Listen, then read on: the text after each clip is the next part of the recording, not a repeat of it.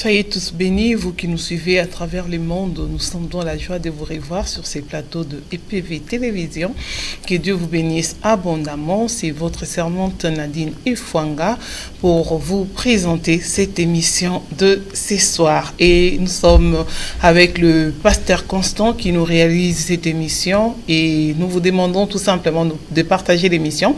Et nous sommes en direct sur ces plateaux. Et je ne suis pas toute seule. J'ai des invités, des gens qui nous viennent de très loin. C'est un couple pastoral que vous connaissez, que vous ne connaissez peut-être pas, mais beaucoup vont le reconnaître. Ils sont là avec nous sur ces plateaux. Et sans plus tarder, comme ils viennent de loin, ils viennent des États-Unis déjà, ils sont des Illinois, et nous avons la joie de les recevoir sur ces plateaux. Et c'est un couple pastoral du nom de couple Bopéa. Donc, ils sont là avec nous sur ces plateaux. Et je vais recevoir le pasteur d'abord. Je reçois d'abord le pasteur Bopéa, Marcel, qui est avec moi sur ces plateaux. Bonsoir, pasteur Bopéa. Bonsoir, maman. Vous allez bien? À merveille. À Grâce merveille. au Seigneur. En tout cas, nous sommes dans la joie de vous revoir. Hein? On se voyait de loin. Ouais. Et aujourd'hui, on est là, sur les plateaux. Dieu nous a fait une grande surprise. Parce qu'on vous suit de loin. Et aujourd'hui, nous nous retrouvons dans votre studio. C'est vraiment la grâce de Dieu. Et cela nous réjouit le cœur. Notre cœur est dans la joie. Merci beaucoup. Vraiment, nous avons des anglophones sur ces plateaux, mais ils vont quand même nous parler en français, comme papa, vous l'avez écouté, il nous parle en français, et il n'est pas tout seul, donc le papa, il est venu avec maman. Donc maman, c'est maman Charlotte Bopéa. Donc elle, c'est le bishop. Nous allons aussi la recevoir. Shalom, maman Bishop Charlotte. Shalom, maman Nadine, maman pasteur, je suis vraiment émerveillée. Vraiment. Yes. Vraiment béni par Dieu parce que, comme le pasteur l'a dit, on vous suit de loin, des États-Unis. Et quand nous étions venus ici, on ne vous avait pas programmé. Mais je suis vraiment surpris et j'aime le Saint-Esprit. Il y a des surprises. Le Saint-Esprit vous a programmé. Avec le Saint-Esprit, on ne peut pas dire non. Vraiment, il nous a surpris. Ça, c'est une bénédiction de la part de Dieu. De pouvoir vous rencontrer. En tout cas, Amen. nous aussi, on est vraiment, comme vous dites, on est vraiment blessing. Beaucoup de Mapamboli ici, sur ces plateaux. Vous qui nous suivez, donc on vous a dit de partager l'émission. Donc maman, les couples pastoraux, ils sont de la mission internationale Déborah Ministry. Donc c'est international Déborah Ministry. C'est l'église qu'ils conduisent à travers le monde. C'est dans le monde, c'est pas que à Illinois. Donc vous en avez partout, maman. Le ministère international Déborah maintenant a 35 ans. Waouh. Oui, c'est maman qui est la visionnaire de ce ministère. Et c'est pourquoi elle est déjà arrivée au grade de bishop. C'est la visionnaire. Moi, je suis seulement vous avez adhéré. De maman. Oui, d'accord, l'assistant de maman. Donc, nous retournons. Nous sommes au Congo. Voilà. Nous avons commencé au Congo. Au Congo. Voilà. Nous sommes aux États-Unis. Nous sommes dans le monde entier à travers les médias, les réseaux sociaux, à travers l'Internet. Nous sommes dans le monde entier. Voilà, c'est ça. Et maman, vous avez à dire, Non, oui, comme il dit, là, nous sommes à peu près dans le monde entier, là, avec l'Internet, et puis nous sommes aux États-Unis, comme il dit, nous sommes au Congo, là, nous sommes en Belgique, nous venons de la Belgique, le Seigneur nous bénit encore là, en Belgique, il y a des surprises, vraiment, nous avons été partout, à Londres et tout ça, et bientôt là, on va être, comme vous dites, là, on vous amène, D'accord. Amen. Donc, vous êtes à Bloomington, à Illinois, aux États-Unis. Donc, vous êtes là.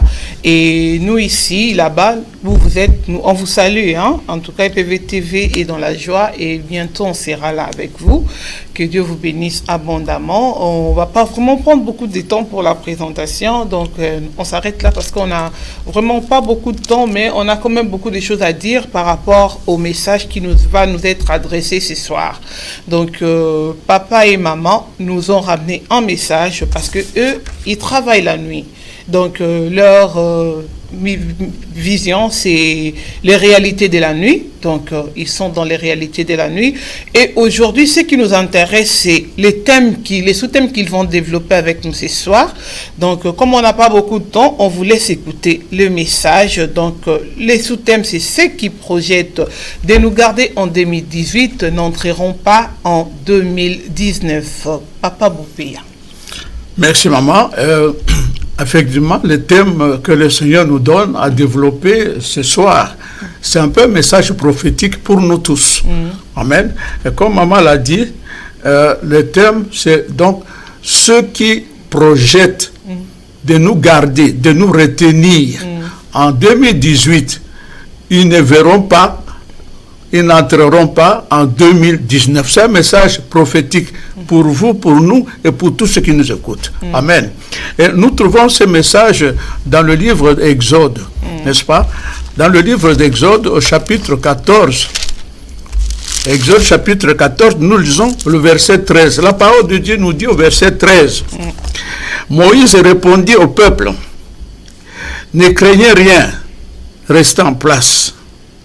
Et regardez la délivrance que l'Éternel va vous accorder en ces jours. Car les Égyptiens que vous voyez aujourd'hui, vous ne les verrez plus jamais. Amen. Dites à vos ennemis, à tous ceux qui vous font du mal, n'est-ce pas? Aujourd'hui, et depuis hier, qui sont toujours là derrière vous, dites-leur que je ne vous verrai plus demain. Je ne vous verrai plus demain. La délivrance, ma délivrance est pour aujourd'hui. Je voudrais dire ceci, c'est que les enfants d'Israël ont vécu, vous savez, 430 ans en Égypte.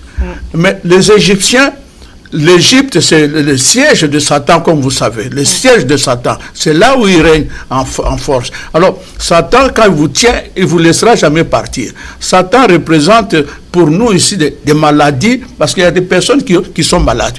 Ils sont malades depuis longtemps, n'est-ce pas? Cette maladie ne part pas. Ils ont des problèmes dans leur vie. Ils ont des situations très difficiles dans le foyer, n'est-ce pas? Même dans le foyer, dans leur travail.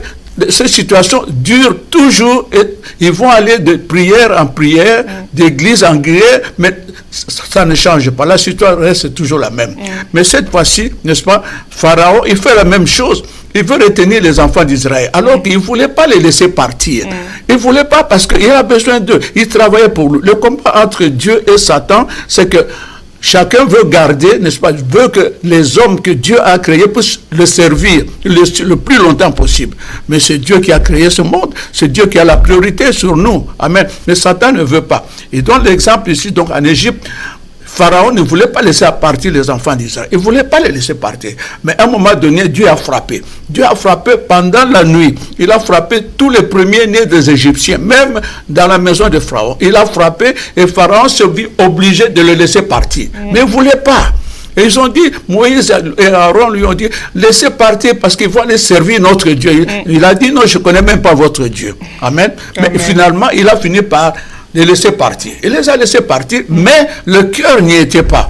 Et quand il a vu qu'ils avaient pris une certaine distance, finalement, il s'est organisé, il a pris sa cavalerie, il a pris tout son armement, tous ses militaires, ils se sont mis en route pour pouvoir les récupérer. Donc, il ne voulait pas les laisser partir. Alors, ils se sont mis en route et pour pouvoir les récupérer. Les enfants d'Israël sont arrivés à un moment devant la mer Rouge. Dieu a préparé cette route-là qui passe par la mer Rouge. Il savait pourquoi. Il y avait un chemin plus court, mais il a préféré qu'il passe par là. Lui, il sait pourquoi. Les voies de Dieu ne sont pas nos voies, les pensées de Dieu ne sont pas les nôtres. Mais il a préféré cette voie-là pour faire éclater sa gloire. Amen. Alors, quand ils sont arrivés devant la mer Rouge, ils ont vu la mer Rouge, et Dieu a dit, ils sont libérés, ils vont aller en Palestine. Mais comment est-ce qu'il nous fait passer par un tel chemin où il y a la mer Rouge? Nous n'avons pas de bateau, nous n'avons rien, on n'a pas de pirogue. Comment on va traverser la mer? C'est ainsi qu'ils se sont mis à crier. Le verset 12 dit, n'est-ce pas, là, ce que nous désirons en Égypte. Laissez-nous servir les Égyptiens, car nous aimons mieux servir les Égyptiens que de mourir en désert. Donc, quand ils ont vu ça, c'était mieux, on était mieux. Ils ont oublié qu'ils ont souffert en Égypte. Ils voulaient maintenant rentrer. Alors, ils se sont mis à crier. Ils se sont mis à crier parce que pour eux, c'était la fin. Et quand ils commençaient à crier, ils ont vu derrière que Pharaon les suivait avec ses troupes. Alors, ils étaient pris comme entre le marteau et l'enclume. Amen. C'est pourquoi ils criaient, il n'y avait plus d'espoir pour eux. Mais, voilà, Moïse leur dit, ne craignez rien, restez en place et regardez la délivrance que l'Éternel va vous accorder en ces jours. Pour Moïse, restez assis, restez là, Dieu va vous accorder la délivrance. Mais Dieu dit ceci. Verset 14, l'Éternel combattra pour vous et vous gardez le silence. L'Éternel dit à Moïse, pourquoi ces cris? Pas les enfants d'Israël qu'ils marchent. Mais pourquoi, n'est-ce pas, devant cette situation, ils se mettent à crier? Dieu ne répond pas aux prières de ceux qui crient.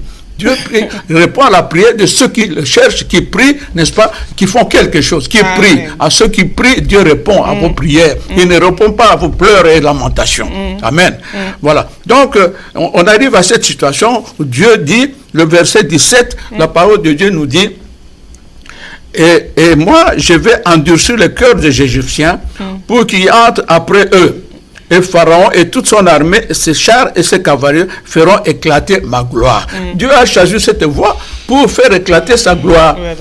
Tu es malade, tu souffres de quelques problèmes, n'est-ce pas, dans votre foyer, dans votre maison. C'est la voie peut-être que le Seigneur a choisi pour vous délivrer, pour vous sortir des difficultés, des problèmes que vous avez dans la vie. Dieu est souverain. Amen. Alors, il y a je parle à ceux qui nous font la guerre, à ceux qui nous font du mal, à toutes les souffrances que nous endurons, que nous avons endurées en 2018. Je parle à ces problèmes-là que l'année prochaine, on ne vous verra plus. Ces problèmes vont rester en 2018. Nous allons enterrer ces problèmes en 2018. C'est ça le message que nous voulons apporter au peuple de Dieu aujourd'hui. Tous ceux qui vont faire de mal, tous nos ennemis, la parole de Dieu nous donne ici cette révélation pour dire qu'ils n'entreront pas avec nous en l'an 2019. Amen. Eux, ils voulaient nous retenir dans les mêmes problèmes, dans la même souffrance. Ben, ils n'entreront pas. C'est ça que j'ai dit, le message prophétique que le Seigneur vous donne à vous, à votre maison, à tous ceux qui vous sont proches, n'est-ce pas, ceux qui sont avec vous à l'église, que l'ennemi n'entrera pas avec nous, avec tous ces caravanes de problèmes en 2019. Maman veut ajouter quelque chose? Oui, je vais parler aussi pour dire que Jacob avait aussi les mêmes problèmes. Jacob, il devait rentrer après avoir passé tant d'années chez son oncle Laban, qu'il a fait tant souffrir. Il a passé tant d'années dans la souffrance, des tricheries. Il a passé tant d'années dans des problèmes. Qu'est-ce qu'il n'a pas eu comme problème chez son oncle Laban? C'est sa mère qui l'avait livré parce que sa mère croyait qu'il allait partir chez son oncle là-bas, il allait être bien. Parfois, c'est nos familles qui nous livrent comme ça. Et quand il est parti chez son oncle là-bas, qu'est-ce qu'il n'a pas eu comme problème?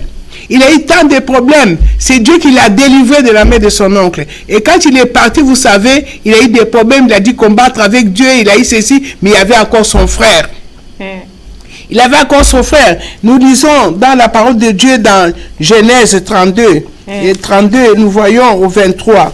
La parole de Dieu nous dit qu'il devait maintenant aller rencontrer son frère. Son frère qui l'attendait, son frère et l'ennemi là. Son frère qui avait dit que non, moi j'attends Jacob. Il a volé mon droit d'aîné. Il a volé. Je dois vraiment tout récupérer. Son frère était furieux parce que lui il est parti avec la bénédiction. Il a demandé à son père, bénis-moi. Son père lui dit, je n'ai plus d'autre bénédiction. C'est ton frère Jacob qui est parti avec ça. Mais maintenant, voilà que Jacob, après avoir combattu, après avoir eu la leçon avec Dieu, il a combattu avec Dieu, avec les hommes, et après tout cela, la parole de Dieu nous dit que Jacob devait passer de cette année-là. Et la parole de Dieu nous dit dans Genèse 32, 23, il dit, il s'éleva la même nuit, toujours la nuit, puis ses 2 femmes, ses 2 enfants, ses servantes et ses 11 enfants, et passa les guets de Yabo. Il est pris pour les filles passer, les torrents des fils passa, et c'est lui qui qui appartenait. Amen. Jacob a été délivré, lui avec ses femmes et ses enfants, de la main de son frère. Il est passé pendant la nuit. C'est pendant la nuit. C'était pas pendant la journée. C'est pendant la nuit que Jacob a été délivré. Je parle à quelqu'un. Cette nuit, tu vas être délivré. Cette nuit, reste dans la prière pour passer l'année qui arrive là. Cette année-là, je te dis, tu dois prier comme Jacob. Jacob a délivré ses femmes, Jacob a délivré ses enfants, Jacob s'est délivré lui-même de son frère, son ennemi. Je te parle, tu as des ennemis qui t'attendent, qui sont autour de toi, tu as des ennemis, mais ces ennemis-là t'attendent pendant la nuit. Si tu ronfles, tu ne vas pas passer. Des familles qui ronflent, des familles qui dorment, qui ne prient pas pendant la nuit, vous n'allez pas passer. C'est pendant la nuit qu'on fait des complots. Vous avez vu déjà des complots qu'on fait la journée. Les complots, on les fait pendant la nuit. Même Jacob, il a entendu les propos des enfants de Laban. Et Laban lui-même, c'était pendant la nuit. C'est pendant la nuit qu'il y a des complots. Même les enfants d'Israël, si Dieu a voulu les délivrer, c'était pendant la nuit, c'est pas pendant la journée. Je parle à quelqu'un qui a toujours des problèmes, qui est toujours locataire. Tu es locataire, c'est parce que tu ne pries pas la nuit. Tu pries pas la nuit, tu es locataire. Dieu bénit. Il a béni Jacob pendant la nuit. Pendant la nuit, Jacob a été délivré, lui avec ses femmes et ses enfants. Alors nous revenons aussi aux enfants d'Israël même qui sont en train entre le marteau et l'enclume. Donc ils ne savent pas sur quel pied danser.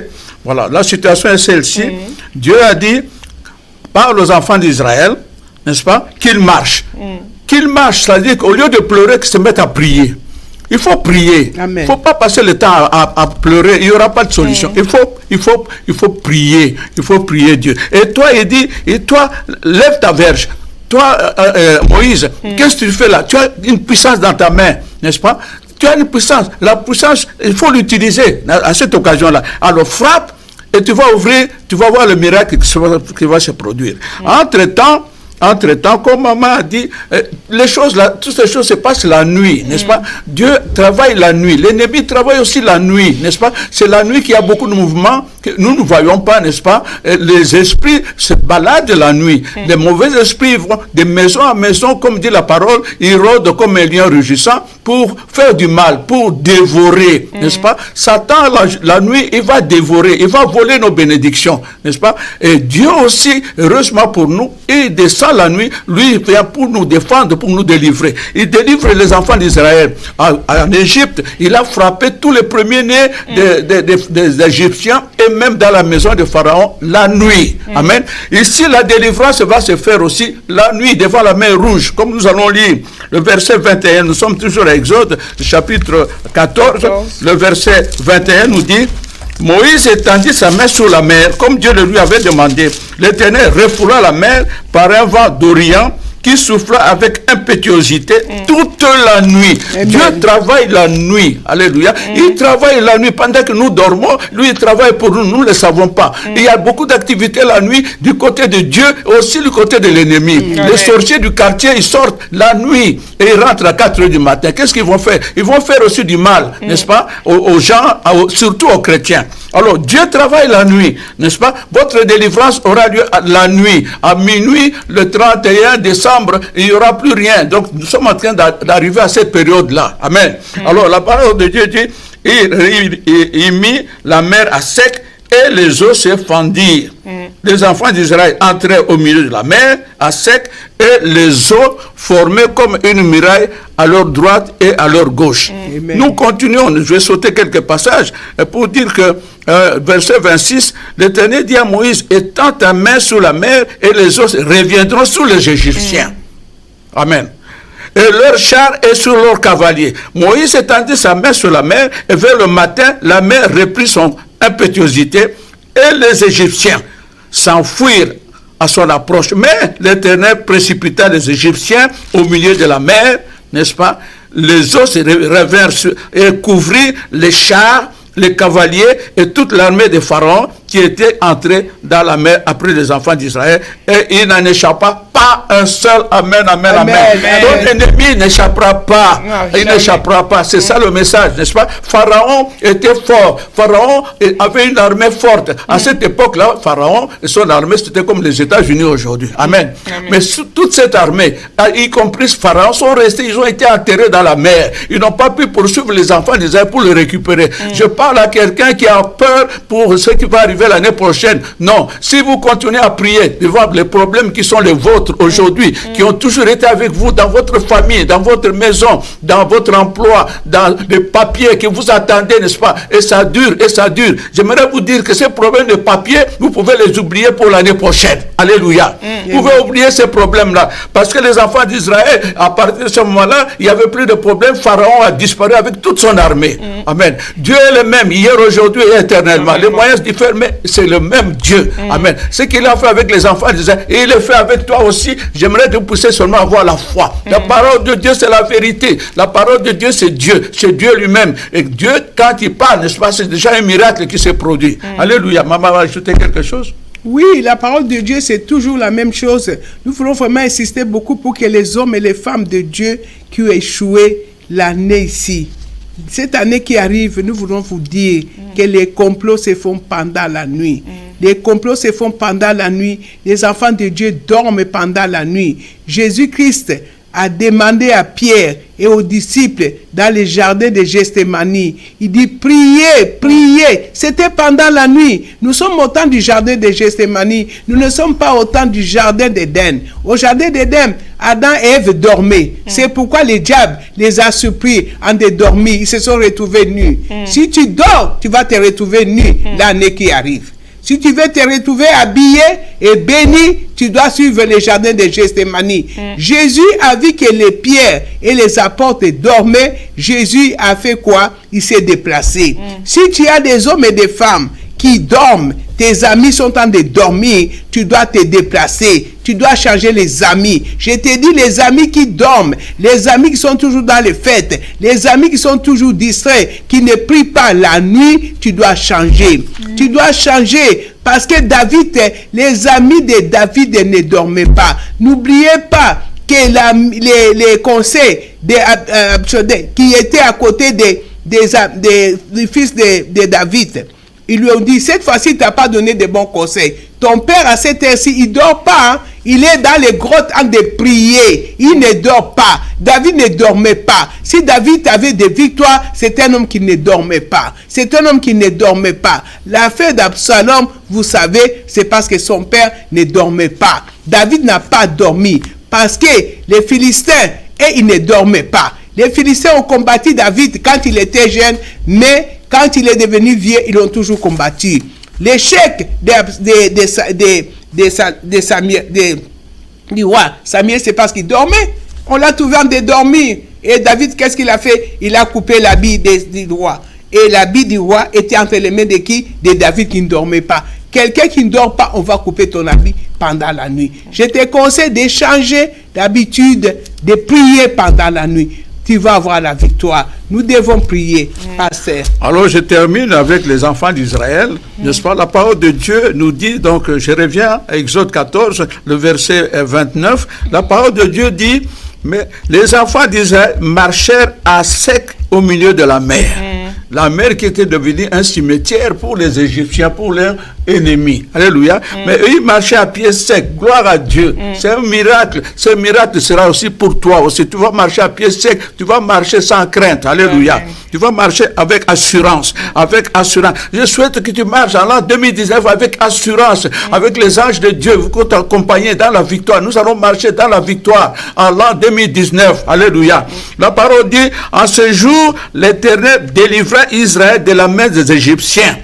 Et Israël vit sur le rivage de la mer des Égyptiens qui étaient morts. Tes ennemis, tu les verras morts, tu les verras plus jamais. Ils ne pourront plus te faire la guerre. Alléluia. Il dit, ils te feront la guerre, mais ils te vaincront jamais. Alléluia. Ils te feront, tes ennemis te feront la guerre, mais ils te vaincront pas. En l'an 2019, ils ne seront pas là pour nous faire la guerre qu'ils nous ont toujours menée. Le verset 31 nous dit, Israël vit la main puissante que l'Éternel avait dirigée contre les Égyptiens. Et le peuple craignit l'Éternel et il crut en l'Éternel et en Moïse, son serviteur. Alléluia. Amen. Gloire à Dieu, nous voulons voir ta gloire. Parce que Jacob dont on parlait, maman a dit, je veux voir ta gloire. Tu dois me bénir. Si tu ne me bénis pas, je ne te quitterai pas. Je veux voir ta gloire. Disons tous, je veux voir ta gloire à l'an 2019, Seigneur. Nous voulons voir ta gloire. Nous voulons voir ta gloire. Nous avons souffert longtemps. L'ennemi nous a fait la guerre. Mais maintenant, Seigneur, nous commençons une nouvelle année. Nous voulons voir ta gloire. Que ta gloire soit avec nous, nous accompagne partout où nous irons à l'an 2019. L'an 2019 ne sera pas l'an 2018. Parce que les Égyptiens sont restés, nos ennemis resteront aussi. Toutes les maladies dont vous souffrez aujourd'hui, que ce soit le diabète, que ce soit les cancers, que ce soit comment dirais-je, toutes sortes de maladies, des maux de tête, les maladies de cœur, toutes ces maladies, le chômage, n'est-ce pas, le manque de papier. Nous voulons enterrer ces choses-là cette année avec le Seigneur pour que l'année prochaine nous soit vraiment favorable et que nous puissions maintenant chanter de nouveaux cantiques pour notre Seigneur. Continue, maman, pour terminer. Nous allons vraiment prier pour que le Seigneur Jésus, que vous avez des questions, maman? Allez-y, maman. Continue. Nous allons vraiment demander à Dieu, nous allons entrer quelques moments dans la prière. Nous allons prier pour que cette année-ci, les ennemis là qui vous poursuivent, qui n'entrent pas dans l'année qui arrive. Nous allons prier, nous allons demander à Dieu de changer cette année qui arrive. Cette année qui arrive, que le Seigneur vous donne, que tous ces hommes et ces femmes qui font des coups d'État contre vous, qui n'entrent pas. Ces ennemis qui vous poursuivent toute la nuit, qui ne puissent pas vous poursuivre, que vous puissiez les atteindre pendant la nuit, que vos nuits s'échangent en bénédiction, que pendant la journée, vous puissiez avoir des victoires. Des victoires, parce que la parole de Dieu nous dit que, les ennemis là, les Égyptiens que vous voyez là, vous ne les verrez plus. Vous ne verrez plus les Égyptiens qui vous poursuivent. Ils vous ont poursuivi. Je vous dis, Dieu, c'est le Dieu tout-puissant. Les Égyptiens, ils sont toujours là. Même si vous avez quitté votre pays, je parle à tout le monde. Les Égyptiens sont toujours là. C'est l'ennemi invisible. Nous combattons contre les ennemis qui ne prennent pas les avions. Et ils sont là. Ils vont vous poursuivre. Nous allons prendre de l'autorité dans le nom de Jésus-Christ. Les Égyptiens là, vous ne les verrez plus. Ceux qui vous poursuivent dans vos papiers, ceux qui ont des dossiers qui sont bloqués, ceux qui ont des problèmes compliqués. Je vous dis, notre Dieu, lui, il a des problèmes qui est au-dessus de tous les problèmes. Le Saint-Esprit peut aller là où les problèmes qui sont compliqués. L'Esprit de Dieu, l'Esprit tout-puissant, la main de Dieu, elle n'est pas courte. La parole de Dieu, c'est un marteau. La parole de Dieu, c'est un marteau. La parole de Dieu, c'est l'épée à double tranchant. La parole de Dieu, elle court. Elle peut atteindre là où vous ne pouvez pas atteindre. C'est pourquoi nous voulons vraiment appel à la parole de Dieu. La parole de Dieu peut pénétrer là où vous ne pouvez pas pénétrer. Vous avez remis vos dossiers entre les mains des avocats. Les avocats, ce sont les hommes. Les hommes ne peuvent pas aller là où la parole de Dieu peut pénétrer. C'est pourquoi j'invoque la parole de Dieu d'entrer là où vous ne pouvez pas entrer. Que la main de Dieu, la main droite de Dieu aille là où vous ne pouvez pas entrer. Je demande à ce que vous recommenciez votre dossier. Vous recommencez votre dossier et remettez ça entre les mains de Dieu. Le Dieu qui a dit que les Égyptiens, que vous ne les verrez plus, vous ne les verrez plus jamais. Je vous dis, recommencez encore votre dossier. Cette fois-ci, remettez ça entre les mains de Dieu. Le Dieu qui a fait entrer Jacob devant son frère qui était méchant, son frère qui a changé d'avis. Le Seigneur va changer d'avis devant vos ennemis, devant vos avocats, devant tous ceux qui sont en train de vous faire du mal. Les ennemis vont se changer en bénédiction. Les malédictions vont se changer en bénédiction. Écrivez la date d'aujourd'hui. Écrivez la date d'aujourd'hui. Les choses vont changer. Déjà, ils ont commencé à changer. Les choses vont se changer. Les portes de fer vont se changer. Ils vont s'ouvrir. Les chaînes vont tomber. Les portes de bronze, ils vont changer. Le Seigneur a dit, faites entrer les rois de gloire. Qui est ce roi de gloire? C'est l'Éternel. Les héros dans les combats, c'est le Dieu d'Israël. Le Dieu tout-puissant. Le Dieu d'Israël. Le Dieu que je vous annonce. C'est le Dieu de Jésus-Christ. C'est lui qui a ressuscité Jésus-Christ d'entre les morts. Le Dieu tout-puissant. L'alpha et l'oméga, le commencement et la fin. C'est lui qui a élevé Joseph dans un pays qui n'était pas lui. Il va le faire. Il va le faire. Il ne change pas. Avec Joseph, justement, nous clôturons dans Genèse chapitre 50, verset 20. C'est le versets que nous devons garder pour passer à l'an 2020. La parole de Dieu dit dans Genèse chapitre 50, verset 20, nous sommes en train de clôturer. Vous aviez, Joseph s'adresse à ses frères, à nos ennemis. Vous aviez changé, vous aviez médité de me faire du mal. Mais Dieu l'a changé en bien pour accomplir ce qu'il arrive aujourd'hui, pour sauver la vie à un peuple nombreux. Amen. Amen. Pour sauver un peuple nombreux, la mission que le Seigneur nous donne, que le peuple soit béni, nous soyons une source de bénédiction pour plusieurs dans ce monde d'aujourd'hui. Amen. Amen. Que le Seigneur vous bénisse. C'est l'année qui arrive, c'est l'année de la bénédiction, l'année d'élévation.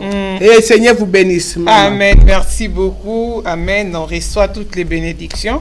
Nous savons que comme on a écouté ces messages, nous rentrons déjà en 2019 avec toutes ces bénédictions. Amen. Et gloire à Dieu, parce qu'on est le premier de ces mois, le mois de décembre, le mois qui clôture la fin de l'année 2018. Nous avons commencé cette année et on a dit à l'Éternel de nous garder et on est là. Et aujourd'hui, il nous a fait grâce de recevoir nos parents qui nous viennent des États-Unis. Et avec eux, nous avons écouté ces messages. J'espère que nous sommes déjà à la fin. Et juste un petit mot pour prier au peuple de Dieu, prier pour les peuples de Dieu qui nous ont suivis ce soir. Merci Seigneur pour les peuples de Dieu qui nous ont suivis ce soir. Je voudrais vraiment qu'ils soient bénis de la part de Dieu, que Dieu vraiment ouvre des portes de bronze, des chaînes tombent, que le Seigneur leur donne une année meilleure, qu'à partir de maintenant tout change dans leur vie. Je voudrais que nous puissions entendre des témoignages, parce que notre Dieu c'est le Dieu des témoignages. Que le Seigneur vous bénisse, que le Seigneur vous donne tout ce que vous avez dans votre cœur, que le Seigneur vous donne tout ce que vous avez dans votre cœur. Recevez des bénédictions de la part de Dieu dans le nom de Jésus-Christ. Amen, amen, amen. En tout cas, merci à vous. Merci d'être passé. Je ne sais pas si papa a un mot à ajouter. Tout est pour la gloire de Dieu. Voilà. Tout ce qui a été fait ici, cette émission, tout ce qui va se passer demain dans notre vie, c'est pour la gloire de Dieu. Tout est pour la gloire de Dieu. Amen, amen, amen. Et merci, Maman Nadine. Que le Seigneur vous bénisse. Merci. Amen. We love you. We love you. Oh, we love you so much. And we want to very see soon you we'll be together in the United States for want to see you We are there. waiting for you. Wait, yes. En tout cas, thank you, merci. Merci à vous tous qui nous avez suivis à travers le monde. Merci vraiment à ces parents, à ces couples merveilleux qui servent les Seigneurs. On aura le temps de les connaître, de les découvrir encore des temps en temps qui vont passer sur ces plateaux. Et parce qu'on n'a pas parlé vraiment de leur histoire, de conversion, on aura le temps. Juste aujourd'hui, c'était juste vous apporter ces messages. Et merci à vous tous qui avez aimé partager et continuez à partager l'émission même après et ça pourra aider quelqu'un qui nous suit à travers le monde. Merci aussi à notre pasteur Paul Ngamungwele qui est ici avec nous sur ces plateaux. Que Dieu les bénisse abondamment. Vraiment, parce que le couple va prêcher demain dans son église. Donc, l'église, c'est la mission chrétienne pour la restauration. Donc, ça sera à Cergy Préfecture. Donc, ne manquez pas ces rendez-vous. Ils sont là demain avec vous. Et ils n'ont pas beaucoup de temps, donc profitez-en. Que Dieu vous bénisse abondamment. Merci au pasteur Constant de nous avoir accordé ces quelques temps pour présenter cette émission. Que Dieu vous bénisse abondamment. Amen, amen, amen, amen, amen.